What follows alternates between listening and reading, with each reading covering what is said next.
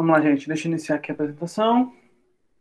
Bem, como estava a nossa musiquinha antes aqui do começo da gravação, musiquinha de época, vamos falar sobre a crise de 1929. No início da década de 1920, nós temos o crescimento econômico dos Estados Unidos. Eles são uma nova potência mundial após a Primeira Guerra Mundial. Por quê? Porque agora, quando eles chegaram e praticamente ganharam a Primeira Guerra Mundial, todo mundo compra as coisas deles, porque a Europa não consegue produzir por causa do pós-guerra, né? Porque está tudo destruído. Indústria, plantação, eles não conseguem mais fazer. O povo americano aproveita a explosão econômica. Essa explosão econômica vai ser uma revolução cultural nos Estados Unidos, criando o que eles chamam nessa época de American Way of Life, ou seja, o jeito americano de viver.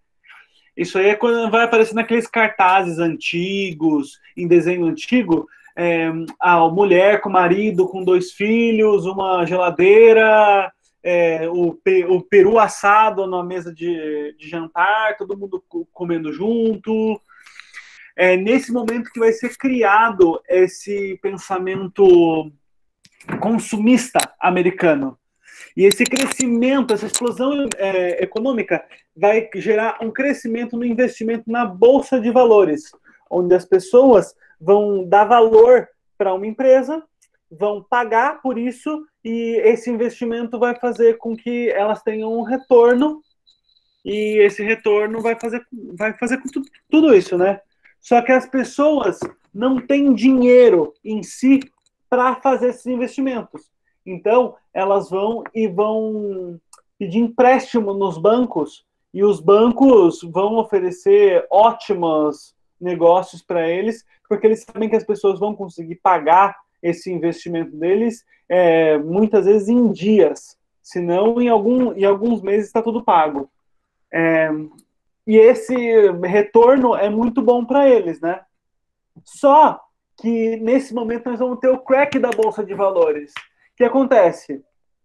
Os Estados Unidos eles estão produzindo muito durante a guerra e no pós-guerra, né?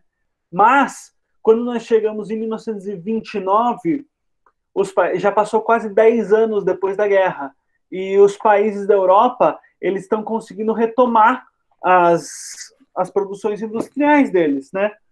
E eles começam a tomar medidas protecionistas. O que é isso? Eles param de importar produtos e eles começam a utilizar só a produção interna dos países. Só que acontece, agora as empresas elas estão produzindo muito e ninguém quer comprar. E eles não param de fazer isso.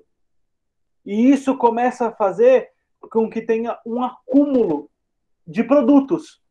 E isso faz com que o preço desses produtos caia. E isso faz com que as ações das bolsas das empresas, as ações na bolsa das empresas, elas também tenham uma diminuição de valor. E isso acaba fazendo com que as transações também diminuam.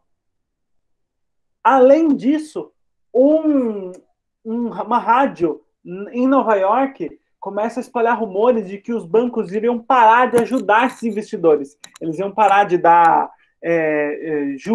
iam aumentar os juros, iam parar de dar um período maior para as pessoas pagarem, entendeu? Isso começa a causar um desespero nas pessoas. As pessoas começam a retirar o dinheiro dos investimentos e tentar vender. Só que acontece, a maior parte das pessoas não tinham dinheiro. Elas fizeram um empréstimo no banco. Quando elas retiram esse investimento, elas não têm o dinheiro e nem o recurso para saldar as dívidas dela com os bancos. E isso gera a falência de mais de 80 mil empresas, criando desemprego, criando o momento que eles chamam de a Grande Depressão. Vocês podem ver aqui, nessa imagem que nós temos aqui na direita, um homem vendendo um carro novo. Esse era um carro que era muito cobiçado na época. Muitas pessoas queriam comprar ele. Esse é um carro que está novo. E no cartaz está escrito: Por R$ 100 você pode ter esse carro, porque eu preciso de dinheiro, porque eu perdi tudo na Bolsa de Valores. Essa imagem aqui foi alterada. Não é só esse homem e o carro que estão aqui. Na imagem original, tem um monte de pessoas andando na rua e olhando ao redor do carro. Porque esse homem está querendo vender e o pessoal está impressionado com isso, né? E o pessoal também saiu para as ruas porque está todo mundo desempregado.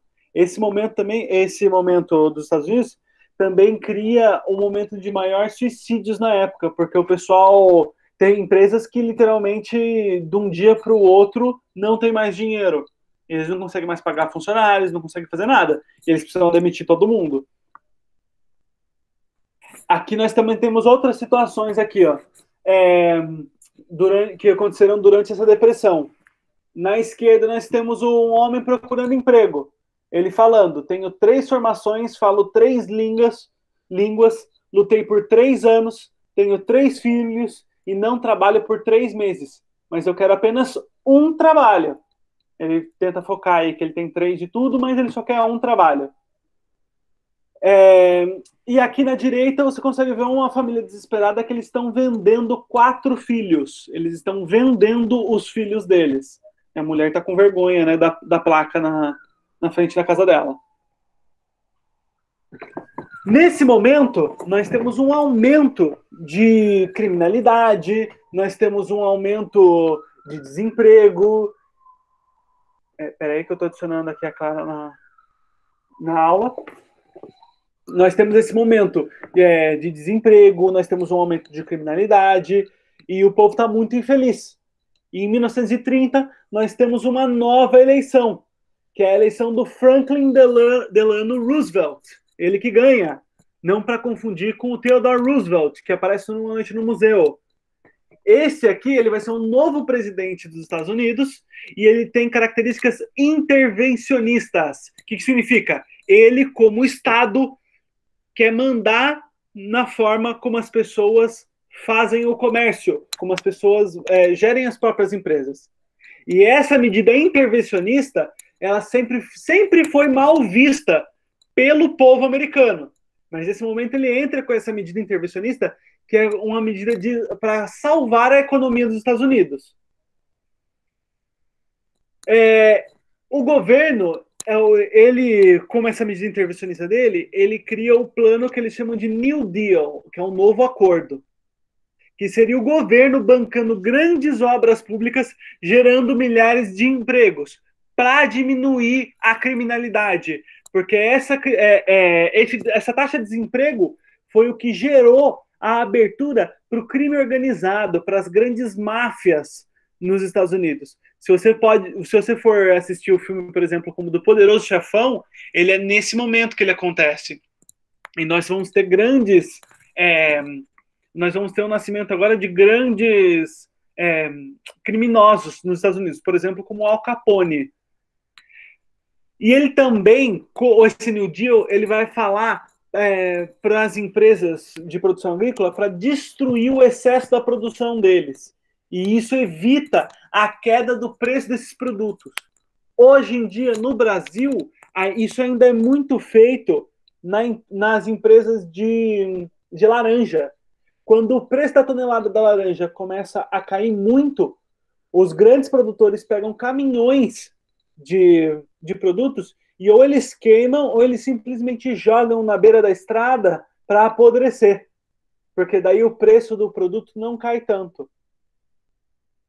Agora vamos falar da crise do mundo afora.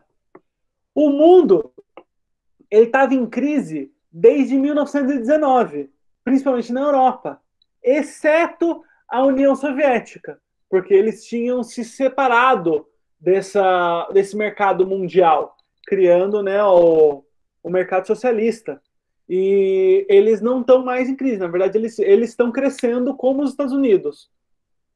A Europa saiu da crise logo. Em questão de 5, 8 anos, eles já tinham saído da crise. Mas quando houve o crash da Bolsa, eles retornam para essa crise porque eles ainda dependem de muito capital dos Estados Unidos. E agora os Estados Unidos está totalmente sem capital, sem dinheiro. Os países que perderam a Primeira Grande Guerra, na Primeira Guerra Mundial, eles estavam pior ainda. países como a Itália, desculpa, a países como a Alemanha, eles estavam pagando altíssimos impostos e indenizações para os países que ganharam a guerra, como os Estados Unidos, a Inglaterra, a França. E essa crise deles, que está cada vez pior, permitiu o crescimento de pensamentos extremistas. Foi nesse momento começam esses pensamentos como o pensamento nazista, né, o partido nazista, eles começam a surgir tentando falar para o povo que eles têm uma saída e que essa saída é esse pensamento deles. E o povo começa a abraçar isso como uma forma de tentar sair da crise. E a América do Sul, principalmente o Brasil aqui, dependia muito da exportação para os Estados Unidos. No nosso caso, a exportação do café, que era o principal produto que nós vendíamos para o mundo. Né? E quem mais comprava da gente era os Estados Unidos. Nós vamos falar agora um pouquinho do Brasil, né? O café torrado. Nós estamos na década de 1920, no final do Império Cafeiro. Por quê? Porque durante essa década, muitos produtores faliram ou mudaram de ramo, porque eles não conseguiam mais. E temos um aumento muito grande no desemprego e na inflação aqui do dinheiro do Brasil. Durante a década de 1920, a política do Brasil foi de valorização do café. E isso acumulou muitas insatisfações para as pessoas que estavam produzindo outros tipos de produtos. Porque o mercado, o Estado, não protegia eles, protegia apenas os grandes produtores de café. Esse favorecimento dos grandes produtores criou muitas situações. Uma das mais importantes dela foi a corrupção. Os grandes produtores de café conseguiam sempre fazer com que os presidentes e os governadores fossem os caras que apoiavam eles. E nós temos um apoio unilateral a São Paulo, que é o grande produtor de café do Brasil. Vocês podem ver aqui que nós temos no cartaz da direita aqui falando sobre a política do café com leite e o voto de cabresto, que é um político montado em cima de um eleitor, com ele segurando como um cabresto, né? E eles falando, para acabar com essa vergonha, votai nos candidatos do Partido Democrático, que era o principal partido contra a política do café com leite, né? Esse voto de cabresto. E existia um medo no Brasil de que São Paulo virasse a capital do Brasil. Esse medo vinha principalmente do Rio de Janeiro, que era a capital.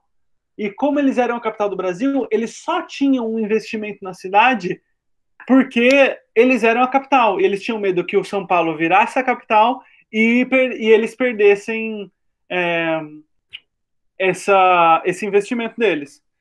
E também foi questionado o valor do café para a economia nacional, porque a partir da década de 1910 até a década de 1930, o preço do café ele não sobe no mercado. Na verdade, ele só cai.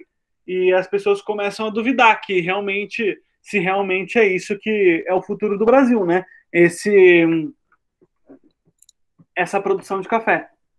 Agora, eu vou precisar que vocês façam para a gente um exercício no caderno. Eu quero que vocês copiem o enunciado dessa questão e depois copiem a, a resposta que vocês acham que é a certa no, no caderno de vocês. A primeira pergunta sendo sobre a crise econômica de 1929 e a sua relação com o liberalismo, assinale a alternativa correta. Então vocês deem uma lida aí e escrevam no caderno. Eu vou colocar uma musiquinha pra gente, para depois a gente responder junto. Vão ser duas questões.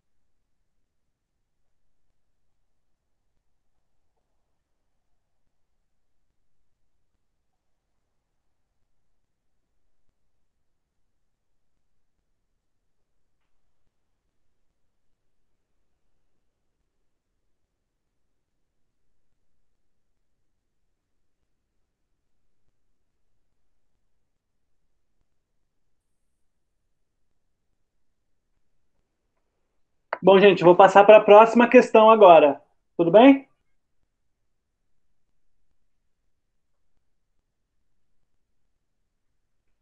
Vamos lá.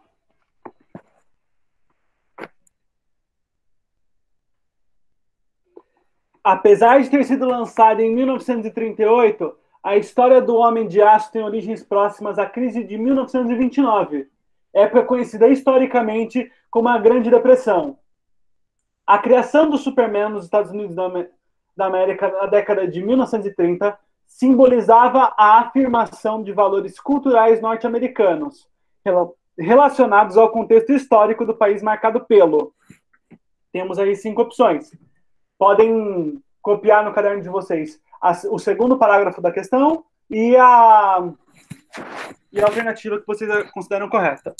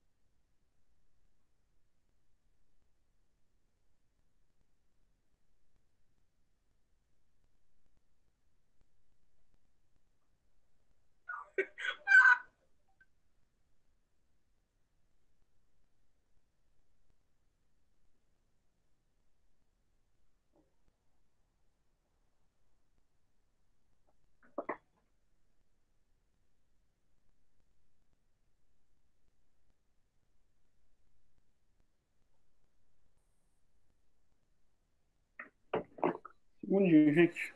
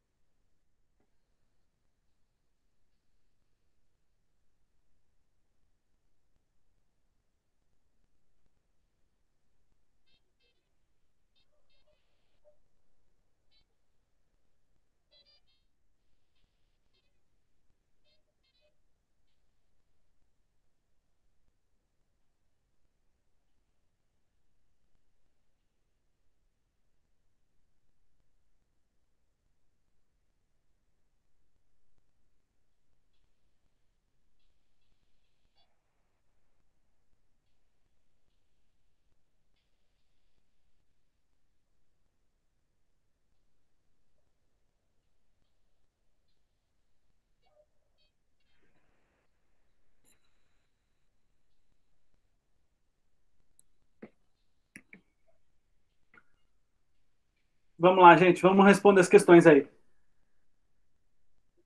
Clara, você consegue responder para mim a questão número um?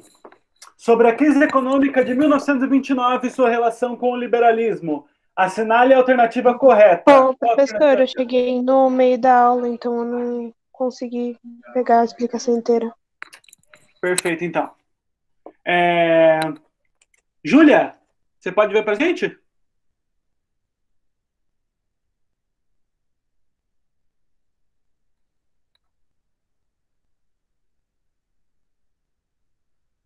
Hum... Brunão, faz para gente, por favor. Qual que é a resposta do número um que você colocou?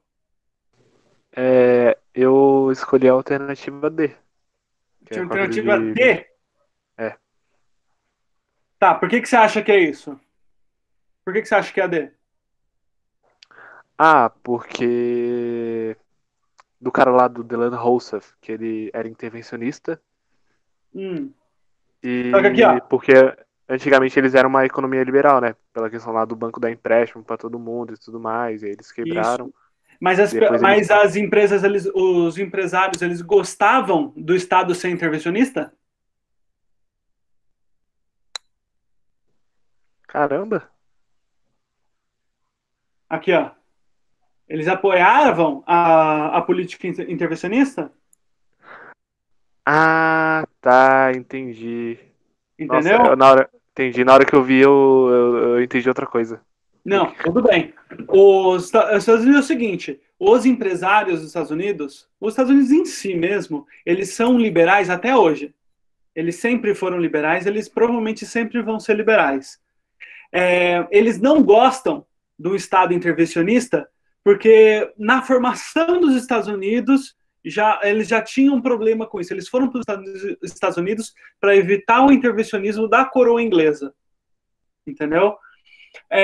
Mas esse intervencionismo aqui do Estado, as únicas empresas que gostam disso nos Estados Unidos são os bancos, porque os bancos eles podem fazer o que eles quiserem, que o Estado vai bancar eles e vai intervir se eles entrarem numa crise, que foi o que aconteceu na crise de 2008. Na crise de 2008, ela foi resolvida pelo Estado, entendeu? Porque os Estados Unidos quase quebrou por causa dos bancos, mas o Estado foi lá e simplesmente pagou a dívida deles, entendeu? Entendi. Alguém consegue me dizer aqui uma outra resposta?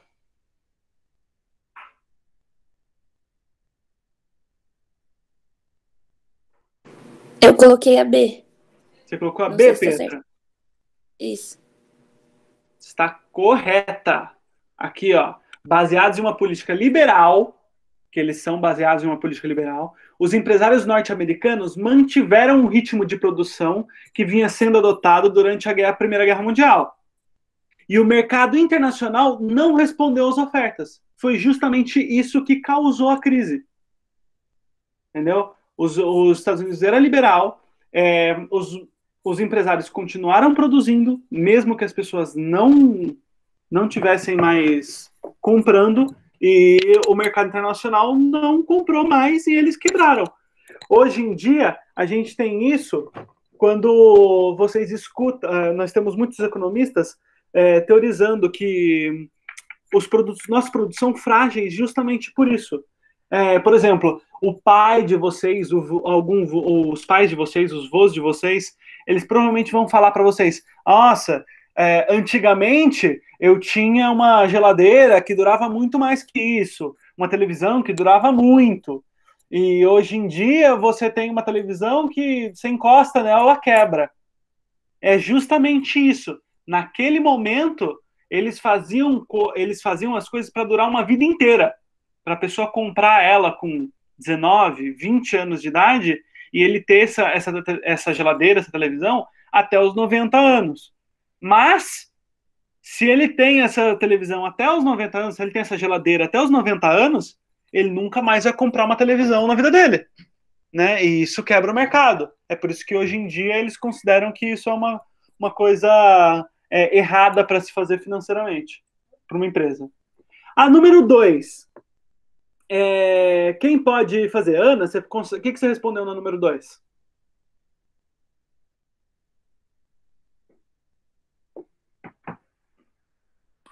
Eu coloquei a C, professor. Você colocou a C?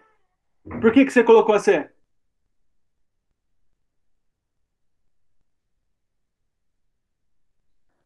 Porque eu achei que gerou mais desemprego. E tá correto. O quadrinho do Superman, ele vem aqui para num contexto que é justamente esse. As pessoas estavam desempregadas e teve um aumento muito grande na criminalidade. E eles estavam procurando uma coisa que nessa época eles chamavam de American Dream, o sonho americano. Que era o sonho americano? O sonho americano seria um país livre, onde ninguém ligado, não tem mais crime, não tem mais nada, entendeu? Todo mundo é perfeito, tá todo mundo rico, ninguém tem mais nenhum problema. E apesar desse ser um pensamento utópico, ou seja, muito difícil ou praticamente impossível de ser alcançado, ele vem aí com essa criação do super-herói justamente para isso, para mostrar, para tentar dar uma esperança para o povo americano, entendeu? E ver que pode ser melhor, para tentar criar modelos éticos para a população, né? E para tentar também diminuir isso. E é justamente isso. Isso vai acabar a nossa aula de hoje. Eu vou estar colocando a gravação dessa aula lá no Classroom de novo. E vocês que fizeram que fizeram aula presencial, não precisam fazer a atividade do Classroom, tá bom, gente? Essa aula vai ficar só para as pessoas que... o Classroom vai ficar só para as pessoas que não fizeram nada, que não participaram da aula, né? Verdade que não é para fazer, professor? Você não vai precisar... Você, tendo participado aqui dessa aula, você não precisa participar do... Você não precisa fazer o exercício do Classroom, tá? Tá bom. Então, tchau para vocês, gente. Professor, Diga. Tchau, professor. no caso, a atividade do Classroom vai ser essas duas questões, isso? Não, vão ser outras questões. Se você quiser fazer, você pode fazer, à vontade. Mas vocês estão sendo avaliados por essa aula, tá bom? Ah, tá. Então não precisa fazer, né? Isso, não precisa fazer. Vocês não. Tá bom. Tá bom. E essas perguntas desse aqui não precisa mandar foto para você que fez nada? Seria interessante se você pudesse mandar, só para poder comprovar.